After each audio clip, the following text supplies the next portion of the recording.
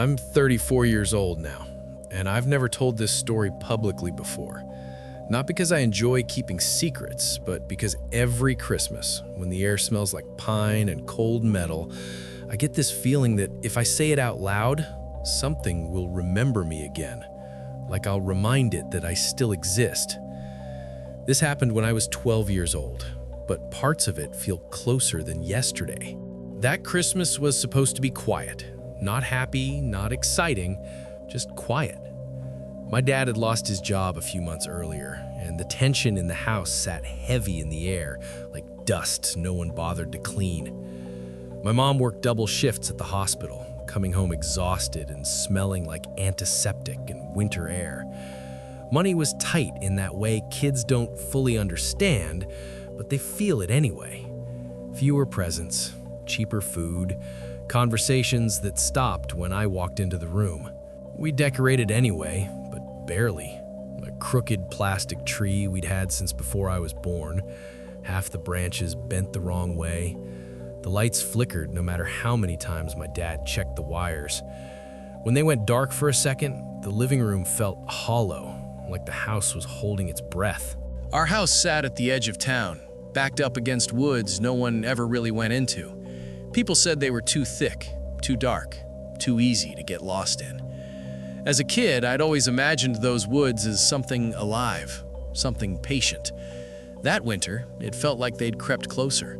The trees looked taller. Their shadows stretched farther across the snow, pressing right up against the back of the house. On Christmas Eve, my mom worked the night shift. She kissed my forehead, told me to be good, and reminded my dad to lock up. The door closed behind her with a sound that echoed longer than it should have. My dad and I stayed up watching TV. Some old Christmas movie played in the background, but neither of us was really watching it. Around 10, my dad fell asleep on the couch, mouth slightly open, the glow of the television flickering across his face. I remember thinking how tired he looked, smaller than usual. I went to bed, but sleep didn't come. The house made noises it didn't normally make, the kind of noises you notice when everything else is too quiet. Floorboards popped slowly, one at a time. Something scraped softly against the side of the house, then stopped. Once, something tapped lightly against my bedroom window. 3 taps. I stared at the glass, convinced I'd see a face staring back at me, but there was nothing, just darkness and my own reflection. I told myself it was branches. It was always branches. Our house sat at the edge of town, backed up against woods no one ever really went into. People said they were too thick, too dark, too easy to get lost in. As a kid, I had always imagined those woods as something alive, something patient. That winter, it felt like they'd crept closer. The trees looked taller. Their shadows stretched farther across the snow, pressing right up against the back of the house. On Christmas Eve, my mom worked the night shift. She kissed my forehead, told me to be good, and reminded my dad to lock up. The door closed behind her with a sound that echoed longer than it should have. My dad and I stayed up watching TV. Some old Christmas movie played in the background, but neither of us was really watching it. Around 10, my dad fell asleep on the couch, mouth slightly open, the glow of the television flickering across his face. I remember thinking how tired he looked, smaller than usual. I went to bed, but sleep didn't come. The house made noises it didn't normally make, the kind of noises you notice when everything else is too quiet. Floorboards popped slowly, one at a time. Something scraped softly against the side of the house, then stopped. Once, something tapped lightly against my bedroom window. 3 taps. I stared at the glass, convinced I'd see a face staring back at me, but there was nothing, just darkness and my own reflection. I told myself it was branches. It was always branches. Sometime after midnight, I heard footsteps downstairs. At first, I thought it was my dad getting up for water, but these footsteps were different. Not the uneven shuffle I was used to.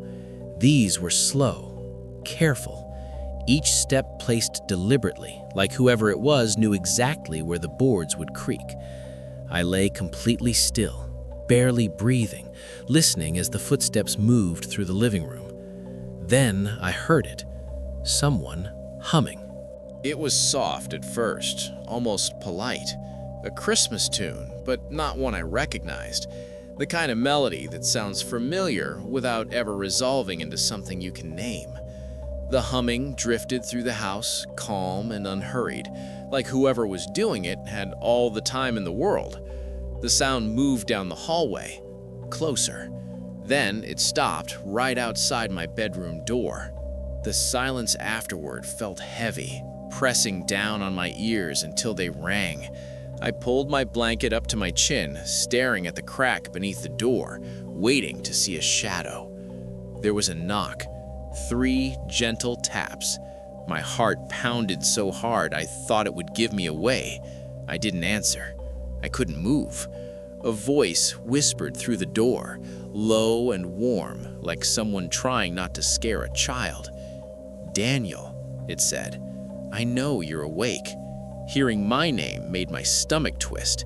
My parents always told me not to talk to strangers, but no one ever explained what to do when a stranger already knew who you were.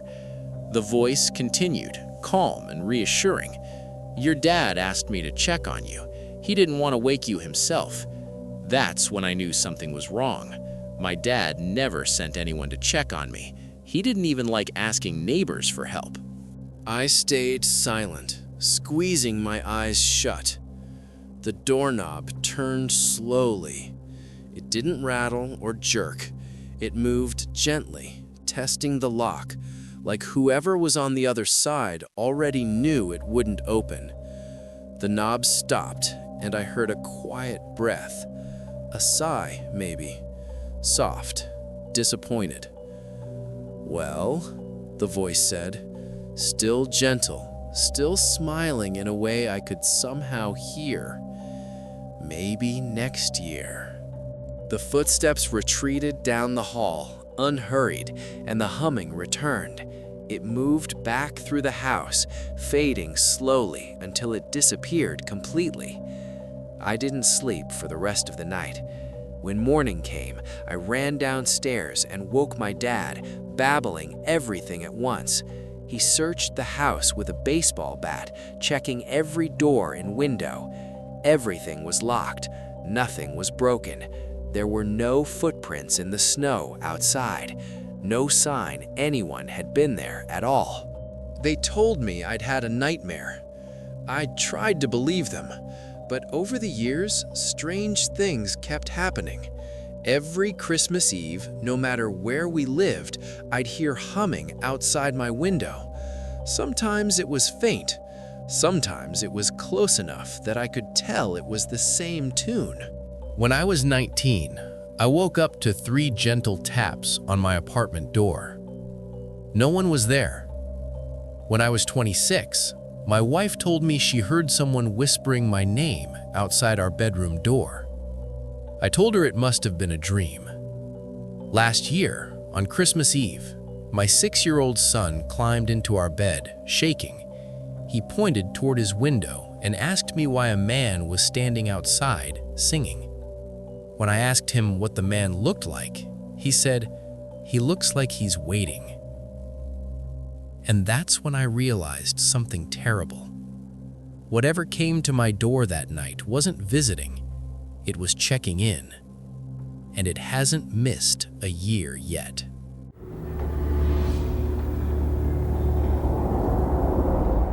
I'm 27 years old and I work in retail. That probably doesn't sound scary, but what happened to me one Christmas made me realize how invisible people really are when they don't matter to anyone. I was 22 at the time, working the overnight shift at a big box store that stayed open all night during the holidays, Christmas Eve into Christmas Day. Most people called out sick. I needed the money. The store was dead, too quiet. The kind of quiet where every sound echoes just a little too long. The Christmas music looped endlessly, cheerful and hollow, like it was mocking the emptiness. Around 1:30 a.m., a man walked in. He looked normal, middle-aged, well-dressed. He smiled politely and nodded at me like we were sharing some private joke about being awake so late. He wandered the aisles for hours. I noticed because he never picked anything up, just walked slowly, methodically, every aisle, over and over, always humming along to the music. At around 3 a.m., I finally asked if he needed help. He smiled wider than before and said, "I'm just killing time. I don't like being home on Christmas." Something about the way he said it made my skin crawl. An hour later, I realized I hadn't seen him in a while. The humming stopped. I went to the back to check the stockroom. Nothing. When I returned to the front, the man was standing behind the counter. Inside my personal space, I hadn't heard him approach. He leaned in and whispered, "You know, it's funny how no one would notice if something happened to you tonight." I froze. Then he laughed, stepped back, and walked calmly out the front doors. I called security. They checked the cameras. The footage showed me working alone all night. The man never appeared on video. But when the store opened Christmas morning, someone found muddy footprints leading from the front door to behind the counter, and I quit that job the same day.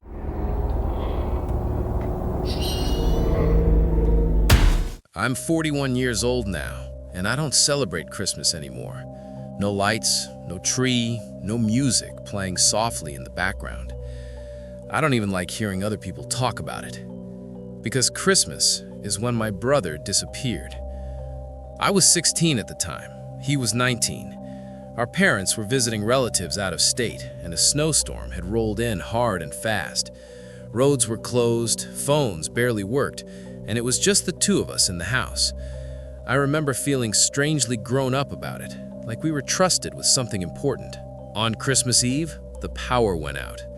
Not all at once. The lights flickered a few times first, then everything went black. The silence afterward felt heavy, like the house itself had shut down. My brother laughed and said it was just our luck, and we lit candles, setting them on the coffee table and kitchen counters. Their flames made the walls move in a way I didn't like. We tried to make it fun. We told stupid stories, joked about horror movies, and listened to the wind howl outside. The snow hit the windows in short bursts, like handfuls of gravel. Around midnight, someone knocked on the front door. 3 slow knocks. Not loud, not urgent, just deliberate. My brother stood up immediately. I remember him thinking how calm he looked, like this was normal, like people knocked on doors during snowstorms all the time. I followed him down the hallway. When he opened the door, cold air rushed in, snuffing out one of the candles behind us. There was no one there. Just snow. Smooth, untouched snow stretching out into the dark. No footprints, no tire tracks, nothing. We stared for a few seconds, then my brother laughed and closed the door. He said it must have been the wind or ice falling from the roof. I laughed too, but my stomach felt tight, like something had gone wrong and I couldn't explain why. 10 minutes later, the knocking came again. Same rhythm. 3 knocks. This time, my brother didn't laugh. He grabbed a flashlight and opened the door again. I stayed just behind him, close enough that I could feel the cold coming in. He stepped outside, boots crunching softly into the snow. "Hello?" he called out.